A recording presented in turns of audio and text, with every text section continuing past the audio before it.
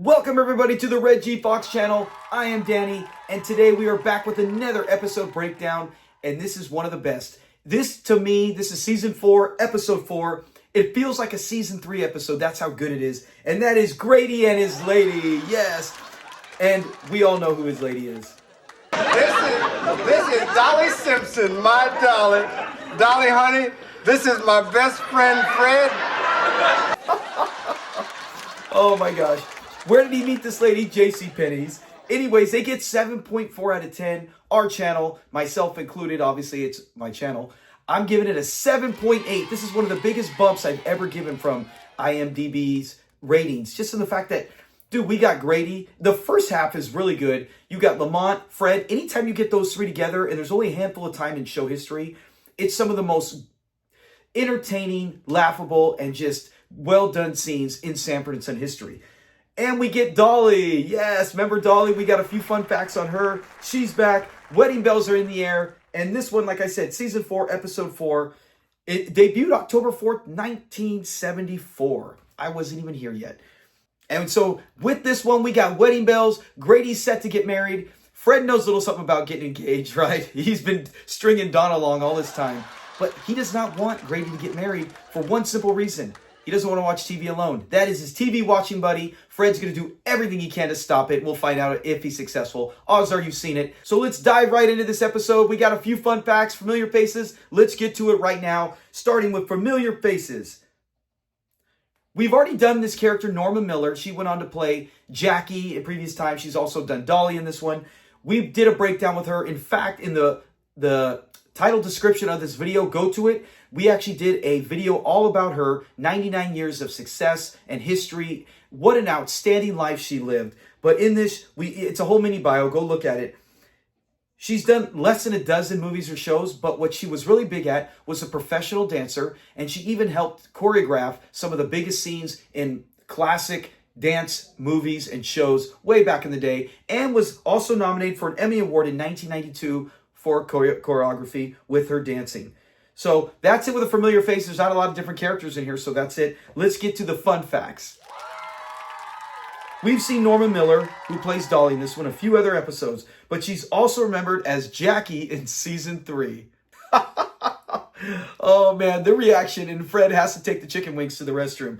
But that is in Super Flyer. She actually makes a return in 2 different spinoffs, in Grady and in Sanford Arms. In Sanford Arms, turns out she's actually married to Grady. We find out in that one. And in the Grady episode, it was a dream. His daughter had a dream about he was marrying some showgirl. And she actually, right here, you can see she looks very pretty. They did an outstanding job. That's why it's so funny when these characters get called ugly or treated ugly. They make them look that way. Because in real life, when you see them made up, there's nothing ugly about them, including Aunt Esther, who's got probably the best smile next to maybe Ron Glass in series history. So great, hats off to her for being such an amazing character to be able to do all those jokes about her being ugly in the episode she appears in.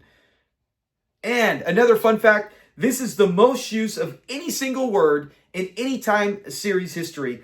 We get within a 15-second span, 10 times, they say the word robe. Where is she going with my robe?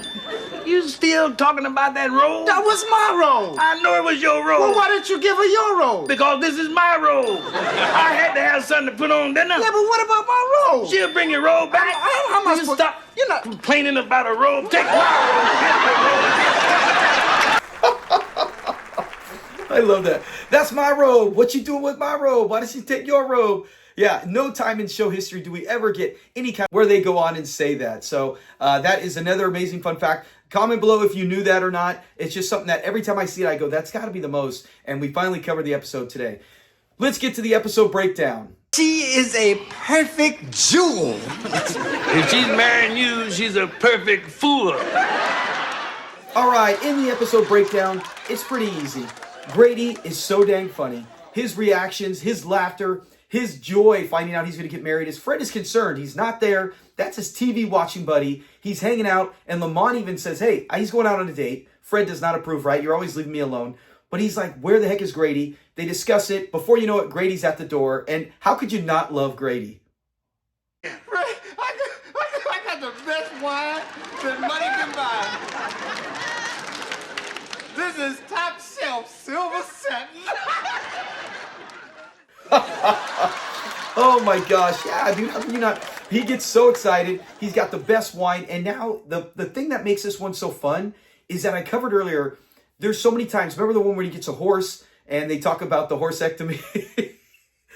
Where you get Fred, Grady. We've seen it when they talk about Lamont when he's going to get a traffic ticket. When you get those three together, you got my most popular friend, my favorite friend as well, but the channel has shown most popular friend, Grady, who could be polarizing at times. Some people don't like Grady. Go figure, right? They think he's kind of annoying and one of those stupid friends, but majority don't agree on that. But you got Grady. You got Fred and Lamont, the main stars of the show. And when it's just them and this whole scene where they break down what's going to happen, you know, Fred's trying to find out what's happening. Grady's doing an excellent job of not telling him.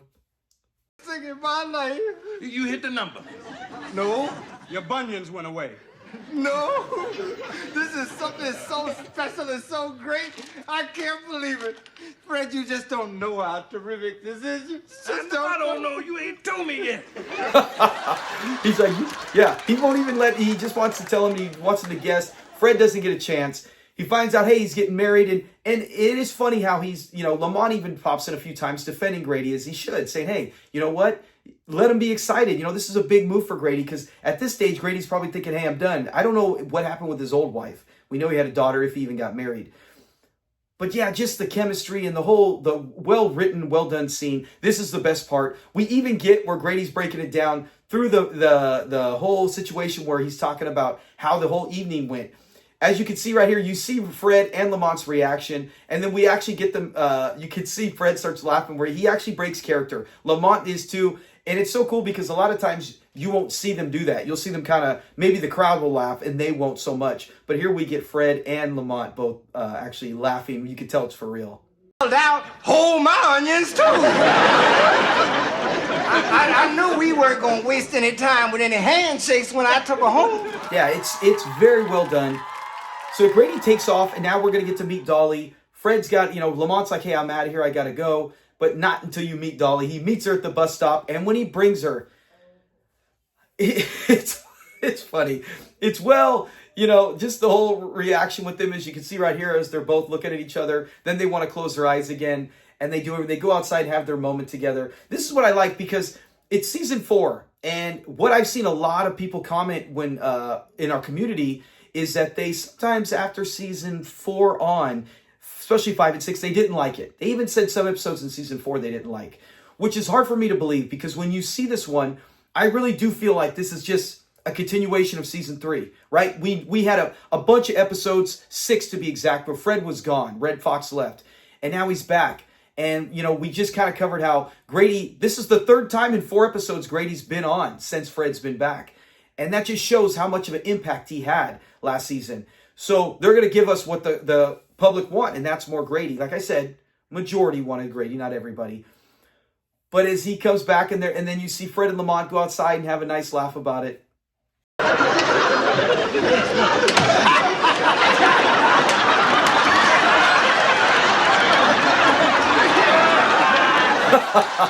Yeah, they crack up.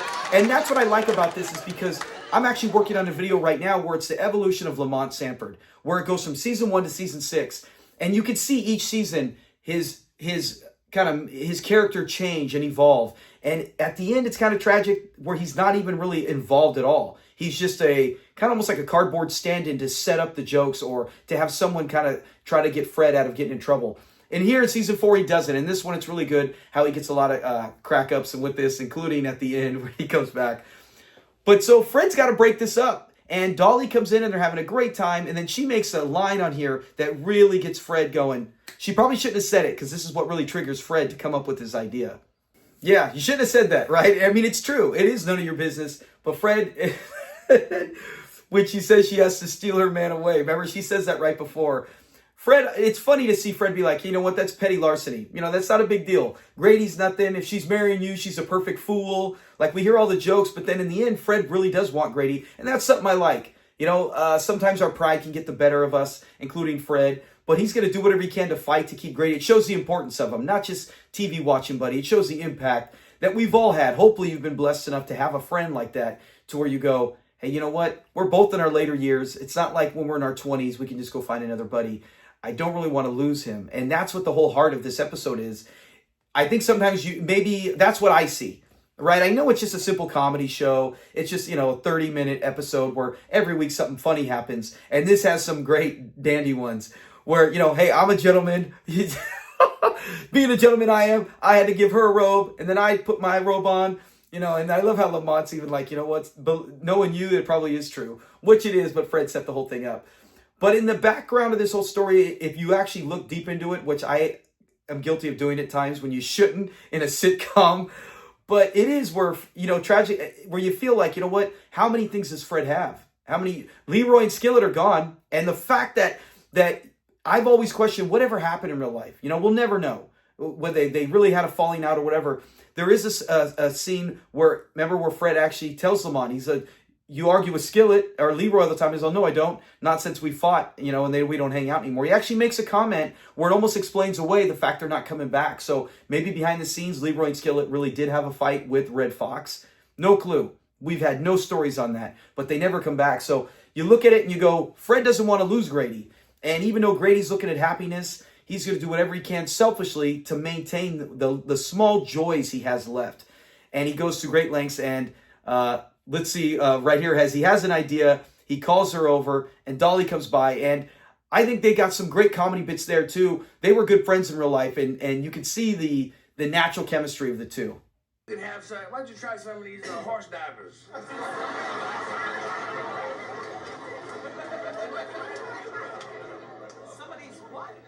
Horse divers. That's French for appetizer. Try some of them and shove them in your chops. But we get the who's the ovaries or the horse divers. Whenever they get call back from another episode, always, like I said, outstanding writing in this series. But it works. Fred spills the drink on her, and the fact that she's again. Look at me. Look what you did. And Fred's just like, let's see what Fred's reaction is. What is this? Look at me. I apologize. Well, just look at me. Look at you. Can I just apologize? It's so funny. Can I just look at you? Or whatever. So she goes, she takes off, and she's going to go upstairs and change, sends it down. Fred even pours some more on there. But his plan works. Everything went perfectly as according to plan. Now he's just got to let Grady get here. Remember, he set this up to get her there early. Grady finds out about it, right? He calls JCPenney's, finds out, gets there. Now Fred is totally you can see right here, in the robe. The plan works to perfection, and I think it has a really good ending. In the fact that Fred is going back and forth as they're arguing, right? A Jezebel. As they're going on there. And then Fred's he's feeding both of them lines. Let's watch it right here. It was wicked. Wicked. You can't talk to me that way. Oh, yes, I can, too. Oh, yes, he can. Yeah. Comment below. Do you ever use the word cock and bull? My wife has used it frequently, and she hasn't watched Sanford since she was a kid with her dad. But she just said she heard that word all the time. But that's a word that I never heard until Sanford and Son. But cock and bull, he ain't falling for that cock and bull story. You expect me to believe a cock and bull story like that? And Dolly, she's all, who you calling a fool? We got to hear Dolly, because I love this part. The way she says it, and the way she rips it at Grady, and the way Grady thinks he's just going at her for his money. I don't see how anyone thought this is 7.4 unless you are the Grady hater, goes on there and puts it like 0.1, like the lowest grade you can give it just to be a jerk because you hate Grady, and then all the 10.0s balance it out. But I'm just like, no way, man. This is too funny. And I think Dolly, Norma Miller is one of the reasons, not just Grady. But let's look at her go off, because this is really good back and forth between the two. More. Another reason why they have great chemistry, and we see it, right? They're in multiple spinoffs together. That shows how good they are together. Great job by the producers, writers, whoever thought this up. Could be Red Fox. Here and be called a fool by an old fool like you, fool. Wouldn't marry you for nothing. Look, I don't even want to see you again. Get out of my way, you and your funny-looking charcoal gray beard. I'm leaving. So, what money? You don't even got any money. I love the way she hits him and says, fool, and then she takes off. And that's when Lamont comes in. And you feel so bad for him because you're like, he has no clue what's going on. He just walks in, he's like, hey man, I just found out Grady got. See, this is another part that's good is they are giving Lamont the jokes still. Lamont's jokes disappear as the show goes on, the series. But in this one, it's really good. I really love season 3 and 4 are two of the best for Lamont, in my opinion, when it comes to comedy and just getting along with the fans, to where season 1, he was a little rough, right? They're taking it from Steptoe and Son. This one, he really goes off, and I think it's outstanding. The fact he's like, my robe, your robe. Remember, that is a record. That is the most time they use one word in a 15-second span, back and forth with the robes. So he believes Fred, right? And Fred's like, hey, I told the truth will set you free, and I told the truth and set Grady free. But then it kind of backfires. You know Grady eventually is going to come back. Lamont goes out on a date again, leaving his pops, having a good time. But Fred's pissed. He hears Grady knock at the door, and he comes on in, and he's got Lamont's robe. Does he give it to Lamont, right? Make Lamont happy? You expect me to believe a cock and bull story like that? Get out of my way, Lamont.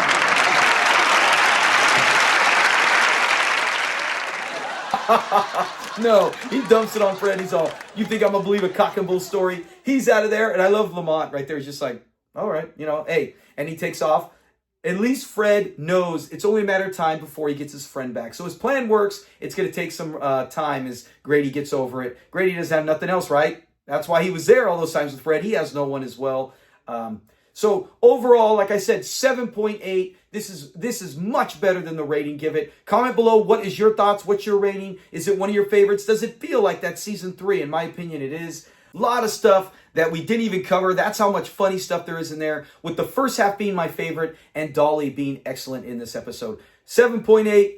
Definitely go watch it again. If you haven't seen it in a long time, if you never even watched the show, don't start with this one. Always start, if you want to start with just a random one, I always recommend Super Flyer. Thank you for watching. Have a great weekend. Be safe. And go Eagles! And I'm a Rams fan. They beat us in the playoffs. But I love Saquon Barkley. One of my cats is named Barkley.